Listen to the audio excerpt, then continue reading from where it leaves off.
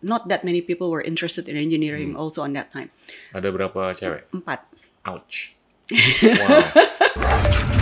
Inilah Endgame. Gimana? Pendekatannya gimana tuh? Untuk mencapai solusi atau resolusi? Well, during my dad's time agak berbeda dengan my time. Karena mungkin eranya juga berbeda. Dan kalau saya bisa bilang, there is a privilege for being a woman. Yeah. Being the only woman in the room, itu ada privilege-nya juga gitu ya. Mas. Tadinya kayaknya udah mau udah siap-siap. Terus jadi aduh mau diapain nih gitu kan, perempuan gitu. Mau ditonjok juga susah gitu kan. Jadi I think sometimes I came as a surprise buat mereka kenapa yang dikirim perempuan gitu, masih kecil pula lagi kan waktu itu gitu, masih muda. Nah jadi so I think there is always a good side for everything. Okay. Nah ini kalau namanya juga kalau perempuan masuk ke ruangan yang isinya laki-laki semua, no matter how emotional they were gitu kan, kalau kita senyum-senyum aja masa mau diapain gitu, mau diapain sih orang perempuan datang senyum-senyum gitu kan. Nah jadi I think that is one of the thing that my message was that I'm here to find a solution yang bisa baik untuk semuanya gitu. Bluebird datang ke satu tempat itu bukan untuk mematikan bisnis-bisnis yang lain. Because we want to try to give the best quality of service. Jadi kita juga memberikan kesempatan kepada siapapun yang mau ikut training kita untuk menaikkan layanannya gitu. Jadi karena kita itu dari awal selalu percaya bahwa nggak mungkin kita bisa hidup sendirian. I think every era kita membuktikan hal itu, termasuk yang recently we collaborate with our so-called competitor gitu kan. Nah jadi setiap era itu terjadi sebenarnya bahwa we always collaborate. Karena kita percaya kita nggak bisa hidup sendirian. And the market is so big. Dan nggak mungkin juga, it's not efficient anyways gitu. Nah jadi hal itulah yang menjadi dasar kita untuk bisa berkembang dan bernegosiasi atau berdiskusi. Oke, gue mau backtrack sedikit nih. Dari pengalaman-pengalaman yang menarik ini, itu korelasinya dengan pengalamannya Noni waktu di Tarakanita. Itu ada nggak? What did you learn di Tarakanita yang menyiapkan untuk bisa duduk dengan orang-orang bertato, supir gelap, dan segalanya? It is not di Tarakanita kayaknya. Itu lebih ke karena pergaulan di rumah ya. Because I'm so used to. Tapi in a way di Tarakanita itu karena perempuan semua, jadi it's in a way I don't differentiate mau perempuan mau laki gitu. In my eyes you're the same gitu. Nah tapi yang shaping saya di Tarakanita itu lebih ke arah marching band ya, kedisiplinan itu ya tadi ya. I think that is extremely important and it really shaped my character di situ. Tapi kalau yang tadi, karena dari kecil ayah saya sih sebenarnya memang itu yang dari kecil tuh selalu ngedorong-dorongin supaya saya nggak takut gitu. Jadi you know you just face whatever. So more your dad than your mom. Yes. Who was the my dad influencer. Itu gitu. Up to the point. This is a story yang lucu sih sebenarnya kalau dipikirin. I think I was about 13 years old. Kita di rumah berdua nih, saya sama ayah saya. Saya lagi libur sekolah kan. Kita nonton kungfu dong sampai tengah malam di living room. Ini kaca begini. Jadi di living room nonton kungfu tuh sampai jam 3 pagi. Berdua saya gitu. Sampai kita punya VCR tuh 2 kan, satu di dalam, satu di luar. Soalnya panas. Nah, pas udah jam 3 pagi, ada maling di tembok. Ini kan kita di belakang ya, di living room. Security kan di depan. Nah, ayah saya tuh jadi ninggalin saya di belakang untuk ngejaga. Sementara ayah saya langsung ngunci pintunya kamar tidurnya ibu saya supaya aman. And then he went to the front untuk panggil security. Sementara saya 13 tahun di belakang. You know what was my weapon? Itu lighter sama baygon. Oh my God. It's like, terus? Ya udah. Terus tapi malingnya karena dia jadi maling itu dari tetangga lari di tembok kita kan, di antara tembok tuh. Lari di situ. Jadi saya nungguin di belakang. Cuma mungkin si malingnya pikir ini anak gila kali ya gitu ya. Jadi dia juga malas. Kayaknya gahar begitu abis nonton film kungfu kan. Well, maybe he might have thought baygonnya mungkin apa gitu. I don't know. Tapi itu gara-gara kungfu tuh. Karena kan rasanya jagoan banget gitu ya. Nah, that was 13. Nah, jadi kayaknya dari kecil tuh memang udah you know, it's like ya udahlah gitu loh aja ngurusin gitu kan. Jadi terus peran ibu ibu gimana? Nah, then my mom is the balancing part. Okay. Nah, jadi ibu saya tuh selalu nyuruh saya, kan saya kecil tuh tomboy banget, and I was a nerd. Jadi nerd abis dan tomboy abis gitu. Jadi ibu saya tuh yang balancing, saya harus belajar nari Jawa, terus belajar itu culture, tari-tarian lah. Jadi semua jenis tarian tuh dari Sabang sampai Merauke semua udah dicobain. Mau nari Bali pernah, tari piring pernah, Jawa pernah, apa semuanya itu. Nah, jadi so she's managing the feminine side gitu ya. And the fact that what I learned from her itu adalah dua-duanya, nenek saya dan ibu saya, dua-duanya itu mereka sangat caring terhadap makanan. Okay. Ini kayak keluarga Itali gitu kali ya. Okay. Jadi love is comes from food. Okay. Jadi makanan tuh selalu siap lah gitu ya, berlimpah ruah gitu kalau persoalan makanan, dan saya terus terang makannya banyak sekali. Jadi I was so happy every time saya ngelihat makanan gitu. So that's what I learned, yang akhirnya sekarang juga sama anak-anak juga begitu. So I cook for them. Jadi love is expressed from food. Itu yang ibu saya ajarin gitu, termasuk the culture. Very good. Then the decision to go to University of Newcastle di Australia, itu who played a part? Yourself, your father, your mother? My father. Okay. Itu juga Industrial engineering. Yes, industrial engineering actually itu memang sudah menjadi anjuran from my parents. Okay. Karena I think on that time, kalau dulu nenek saya tuh kan law yang ngambilnya. Yeah. Kemudian generasi ayah saya ngambilnya medicine. Nah, generasi saya tuh trennya engineer gitu kan. Jadi, so I was encouraged to take engineering as a subject. Waktu itu memang orang tua saya sudah memikirkan supaya saya bisa sekolah di luar negeri. Nah, supaya nggak jauh-jauh ya di Australia aja gitu kan. Nah, sebenarnya I wanted to study in the US. Udah pokoknya kepengen banget pergi tuh waktu itu ke UW. Tetapi makanya kan kayaknya ngebayanginnya udah senang banget. But you went to the other city, San Francisco, which was makanya better. abis itu I was like, karena University of Newcastle, I don't know if you know where University of Newcastle is. Itu kan north of Sydney, yang when I was there, itu tuh benar-benar mining town. Yeah. Nah, actually that is the one that built my character juga. Okay. Karena isinya laki-laki semua dan tatoan semua. Can you imagine? Ini a mining town. Wow. Yang ada cuma bar sama coal mining. Okay. Jadi, those are the people who I see every single day gitu kan. Kalau mau main-main rada jauhan yang sambil cuci-cuci mata ke Air Force Base gitu. Tetap aja sama aja gitu kan. It's so male dominated. Nah, sampai akhirnya udah gitu di engineering, waktu masuk itu dari satu angkatan itu kan sekitar 119-an ya, because not that many people were interested in engineering also on that time. Ada berapa cewek? 4. Ouch. Wow, male dominated. Very male dominated. College, wow. Yes. Satu-satunya female dominated place itu waktu di Tarakanita. Yang dimana itu ekstrim kan, perempuan semua malah gitu. So, jadi saya pernah mempelajari dari laki-laki, kemudian perempuan semua, kemudian balik lagi ke mostly laki-laki. Sampai it's too many men, yang sampai saya milih optional subject itu mesti cari ke commerce. Jadi kayak anak engineering laki-laki gitu, you wanna go to arts atau commerce atau mana gitu kan, supaya ngeliat perempuan. So that was me then. Dan so that was really interesting. Tapi itu yang membuild karakter saya, karena langsung di-dump. I didn't know anyone. Belum pernah pisah dari keluarga. Tiba-tiba ke kota kecil yang jam 5 sore udah nggak bisa ngeliat orang. Satu orang aja nggak ada di jalan. Jadi it's. Tapi Australia kayak begitu kan, jam 5 sore juga udah sepi. Tapi kalau if you go to Sydney kan masih mendingan. Oke, ya recently, tapi dulu-dulu sih. Ini lebih dulu lagi. Iya. And then it's Newcastle gitu loh. Yeah. Nah, but Newcastle is a place where my character was being built a lot actually sebenarnya. Mulai dari being independent, mulai dari gimana caranya appreciating different cultures, karena itu kan banyak dari culture-culture dari mana-mana juga gitu kan. Udah gitu saya juga pertama kali belajar berbisnis itu sebenarnya di situ. Oke, bisnis apa? Jadi waktu saya udah tahun ketiga, itu my parents rented a townhouse. Okay. Isinya 3 kamar.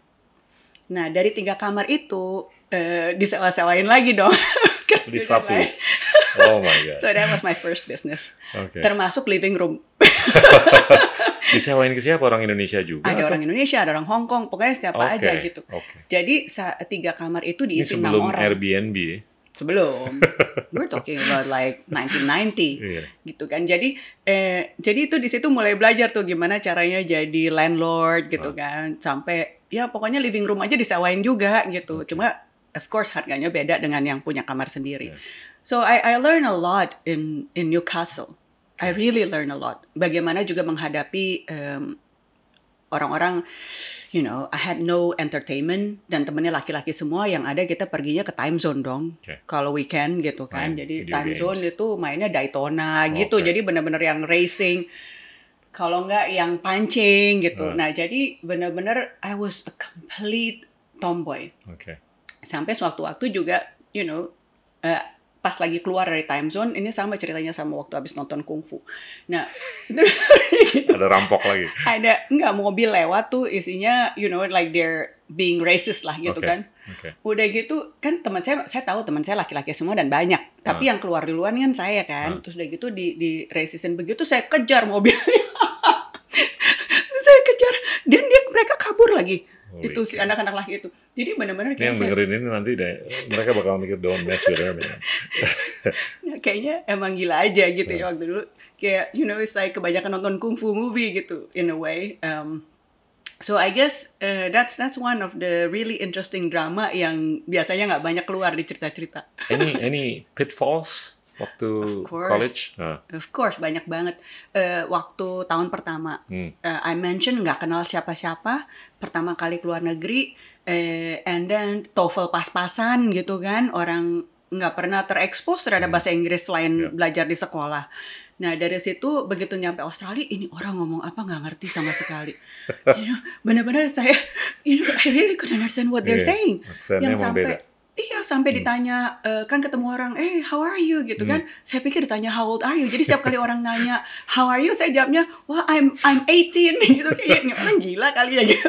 Jadi itu pokoknya udah kayak gitu. Nah, sampai yang the serious one itu adalah sampai my first year I failed almost every single subject. No kidding. Karena nggak ngerti gitu. Lulusan Tarakanita. Exactly. Nah, jadi Tarakanita is like the elite. I know. Tapi yang nggak ngerti itu karena istilah-istilahnya kan beda. Ya, math pasti lulus lah. Kalau matematik udah pasti advance lah. Mau kalkulus, mau apa terserah lah advance. Tapi bangsanya kayak materials. Itu kan istilah-istilahnya beda gitu. Yang nggak ngerti sebelumnya. Jadi yang waktu itu flanking banget tuh bangsa kayak materials, yang kayak gitu-gitu. Nah, subjek-subjek yang istilahnya itu, jadi vocabulary issues sebenarnya banyakan ya. Terus udah gitu stress issues, karena jauh dari rumah, homesick lah gitu kan, mesti belajar semuanya sendiri. So I think it was a really great experience. Dan pada saat itu saya juga mengalami pernah bahwa tiba-tiba dimusuhin banyak orang gitu, nggak ngerti juga kenapa gitu kan, namanya juga teenagers kan banyak drama. Was it part of the culture shock or cultural? It is a culture shock. Differences, It is a culture shock. It's a personality shock karena nggak pernah jauh dari rumah. Dulu sebelum pergi itu I was really close to my parents kan. Jadi, and I never wanted to study abroad. Kan ada anak-anak yang kepengen keluar rumah. Betul. And I was one of the person dijorokin gitu. Dijorokin, dilempar gitu. Jadi it's like, you know, why was I being dilempar pergi gitu, kayak dibuang gitu, berasanya begitu pada waktu itu. But you know, I'm really grateful that they did that. Kalau enggak, I never grew up. Nah, jadi di situ benar-benar belajar banyak sekali and character building di sana, termasuk belajar leadership. Nah, belajar leadership-nya tuh bagaimana? Nah, kita Indonesia kan sedikit tuh studentnya di University of Newcastle. Nah, kita harus ikut di dalam cultural week gitu.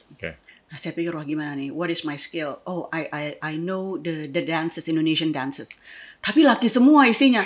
Kita mau nari apa gitu, nggak mungkin banget kan? Terus udah harus saya pikir mau nari apa? Oke, dan kita tari saman. So, keren. Ya, jadi kumpulin nih. Dan mereka dikumpulin, diajarin. Si anak-anak laki ini. Ada 11 orang apa 13 orang gitu ya, saya rada lupa. Namanya juga anak laki, basketan gitu kan segalanya. Ini udah suruh nari saman gitu, ngapain sih gitu kan? Udah gitu, itu yang sampai you know, akhirnya yang sampai udah nggak bisa sinkronnya, dan I videotape the practice. Nah, dari situ then I show it to them gitu. Oke lah, daripada marah-marah suara serak gitu kan. And then why don't you have a look, if you want to embarrass yourself, then by all means I'm not gonna be there gitu kan. Akhirnya mereka sadar sendiri dan they were encouraged to practice. Itu akhirnya tari Sahman kita tuh sampai ngetop, sampai diundang ke Sydney, diundang ke Canberra. Jadi malah jadi ngetop gitu. So that was, I think it's one of the my proud moment lah ya gitu ya. And everybody was happy gitu jadinya. Bagus. So a lot. Actually, my biggest learning experience. Any of your college mates yang kerja di Bluebird sekarang? Ada. Oh ya? Yes. Wow. Ada. Ada yang orang asing juga atau enggak, orang Indonesia asing. juga? Kita kan masih 100% orang Indonesia. Oke. Di Bluebird. Gitu? Yes. Oke. Wow, I didn't know that. Iya. Okay. Nah, terus udah gitu, jadi my friend, dia di chemical engineering. Oke. Itu dulu saya kalau chemistry itu kan one of the difficult subject, and he's really good.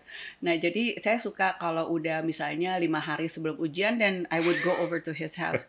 So that was really interesting. Yeah. If you talk to him, bawa kue, bawa makanan. Mending enggak, saya mau datang aja. And then they will actually cook. I'm the only girl. It's good enough for them to see a female gitu loh. Jadi benar-benar dimanjain banget sih emang. Nah, terus udah gitu di rumahnya dia itu isinya orang pintar semua. Jadi ada yang pintar matematik, ada yang pintar fisik, ada yang pintar chemistry gitu. Jadi udah it's a heaven for me. Nah, terus udah gitu jadi kalau udah mau masa-masa ujian tuh datang. So if you talk to him, his name is Bambang. Okay. Dia tuh pasti bilang ini si Noni ini brain sucker katanya. Datang ngebacain. Okay. Jadi that's the important. So he is still with us now. Well done. Terus ada satu lagi yang lulusan University of Newcastle juga, industrial engineering juga. Tapi he's a much generation di bawah, kira-kira mungkin like 10 years apart. Itu dia juga masih di Bluebird. But my best friend is still with us now in Bluebird, si Bambang. Then fast forward, ambil MBA di San Francisco. Kenapa? Karena tiap orang pada ngambil MBA waktu itu. Well, satu, when I graduated from industrial engineering kan sebenarnya pengen kerja dulu. Because every holiday I always work at Bluebird. Nah, jadi sebenarnya waktu graduated itu I wanted to work, punya experience di luar, di Australia. Tapi waktu itu ngelamar di 2 companies nggak keterima gitu ya. Karena industrial engineering female waktu itu kan masih sexist banget juga kan, nggak seperti sekarang. Jadi pertanyaannya tuh, when are you planning to have family? Pertanyaan tuh kayak gitu. Jadi I think that is the reason also. Jadi saya nggak keterima gitu. Nah, then I had to come back. When I come back, I still express my intention bahwa I need to work somewhere else to get the experience. Sementara nenek saya almarhumah sama ayah saya tuh menganjurkan or nyuruh saya untuk kerja di Bluebird. So I'm a person who does not take or gitu ya. Jadi for me there is always a choice of an and. So to choose both. Nah, jadi kenapa my background is industrial engineering. I understand that the thinking process is important, is good to improve the business processes. Kan Bluebird ini meskipun is a transportation company, the core basis itu adalah operational excellence. Right? Nah, jadi my thinking process in industrial engineering helps a lot in making the processes better. Sebenarnya baik itu dari maintenance department maupun operations department. Tapi one thing that I felt on that time that was lacking within the organization, karena ini kan organisasi yang dibangun dari garasi rumah ya. Jadi what is lacking is that the marketing strategy. Kedepannya mau bagaimana. Kemudian another part that was lacking adalah yang benar-benar dari secara business point of view itu adalah financial acumen-nya. Nah, jadi dari 2 itu yang menurut saya harus pelajarin dari luar. So in the morning that's how the Jakarta Convention Bureau came in. Karena Jakarta Convention Bureau waktu itu pertama kali dibangun tuh. Ya, Pak Fauzi Bowo waktu itu kan. Nah, it is a pure marketing agency.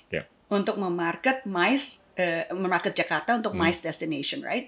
So it was a very interesting job for me actually. Tetapi kan karena harus kerja di Bluebird, so I work at Jakarta Convention Bureau dari pagi, dari jam 8 sampai jam 5, and then jam 6 sampai jam 12 kerja di Bluebird gitu. That includes Saturday. Nah, hence no social life. Inilah Endgame. Di episode Endgame berikutnya.